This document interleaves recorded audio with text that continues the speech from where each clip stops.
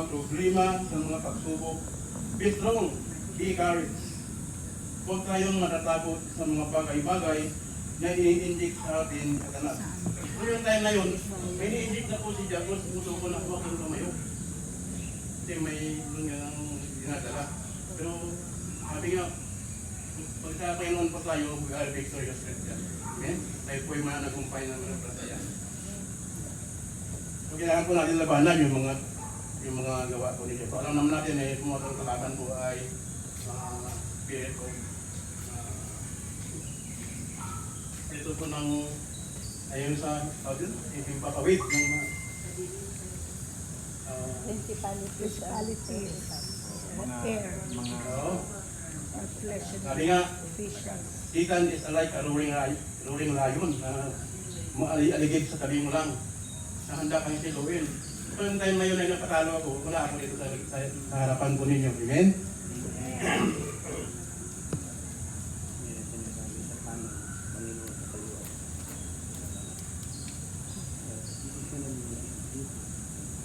Sa pananampalataya po, sabi nga na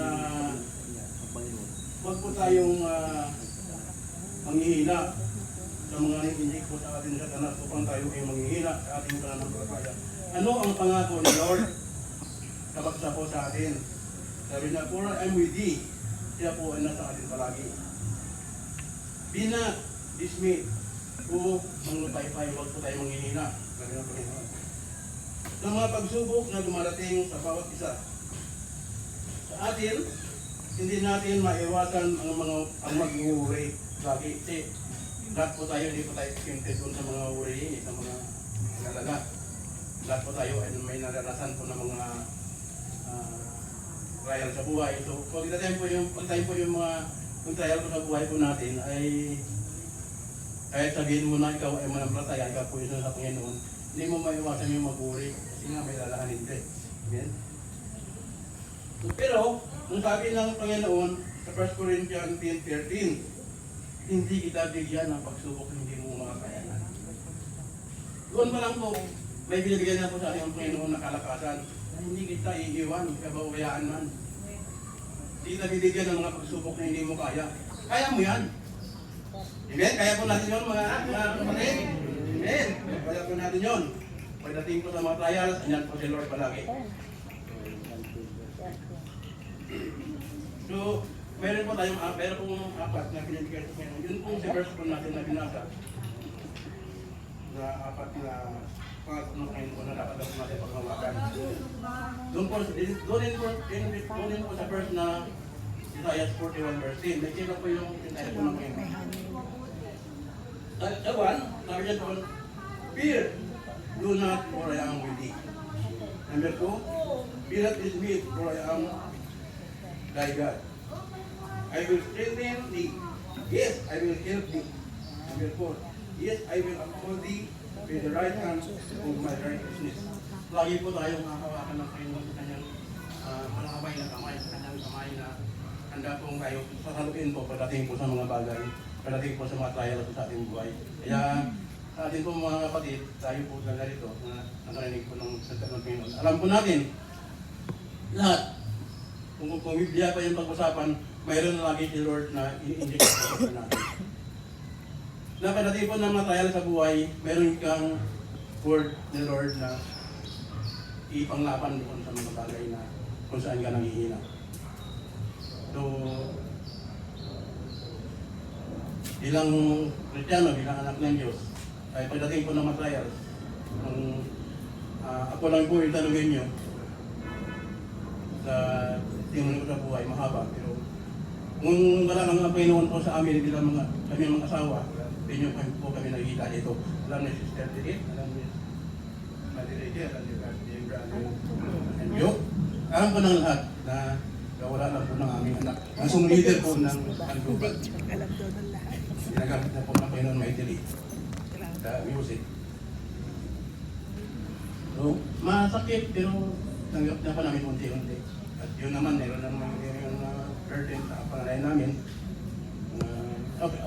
Lagi pa napayahan ko yun, wala na yung isang ovaryo niya. Ngayon, meron naman kung nakita yung doktor niya, lalaki. Yung prayer namin ay like, gusto namin magkaapo. So, Sa ultrasound Lord, nakita yung mag-apo pa ba mayoma. kami ay meron Hindi na ko naman itong matatanggal. pangalan namin. Wala naman. Dalawa lang po sila eh. Kaya wala yung anak namin, gusto rin na natin ang babae. Malaki na. Natanong ko si Lord kung magkaapo pa kami. Pero wala ko yung pagsabi sa Panginoon. Lahat po ay posible kay Lord. Then, tayo po yung naniwala na lahat po natin mga prayers ay sagutin po ng Panginoon. And I believe in Jesus' mighty name. Ako, ubarin. Ako nga. Hindi pa tayo magtatapos sa ating pong ginamit kanina. Mas malala pag sis. Sa Proverbs 3:5-6. Ino-opera lang Sabi naman. niya dito, Tinatanggal niya. Sis. the pipes trust in the Lord with all thy heart, and all thy ways acknowledge Him. Mas mahirap yung sis. Yung And anak He ko, shall direct ovarian thy path. cyst, pero Yung kaya natin kanina, nalagi po tayo sa Panginoon. Pagtiwala. Lifestyle sa pagkain. Kaya, yung kinantanan ngayon, dahil sa hindi ko natin ng Panginoon, na Sa tubig. lagi tayong magtiwala sa Quality ng Panginoon. tubig dapat alkalan. Trust in the Lord with all thine heart, and lean not to thine own understanding. The sixth, and all thy ways acknowledge Him, and He shall direct thy path. Trust therefore in the Lord. Saith the Lord of hosts. So, pangako po na Panginoon yun, na tayo po yung lagi mong tiwala sa Panginoon. Amen? So, yun po yung mensahe po ng Panginoon sa mga ito. Kasi lang po. Amen? Kung hindi po ako magdagdag, ano po, maraya po yung microphone. Amen. Sis, I- pabago yung I praise God, lifestyle. no? Thank you, Pabago Brother yung lifestyle ng Robert. pagkain. Sino pa po umattend last Sunday's Sunday service, no? Isa pong tumatak sa isip ko ang sermon ni Pastor Peter sa main, no? Yeah. Sinabi niya yung worrying is not a sin. Ang aking pong belief is worrying is a sin. Pero pinaliwanag po ni Pastor Peter, when you worry at nangibabaw ang inyong pag-aalala, that's a sin. Just like being angry. Gagalit tayo, pero kung humantong yung galit natin para magkaroon tayo ng kasalanan, that's a sin. Nadinig niyo ba po yun last Sunday? No? So maliwanag po na worrying is not a sin. It is just being concerned kung ano yung mga advance yung pwedeng isipin para maiwasan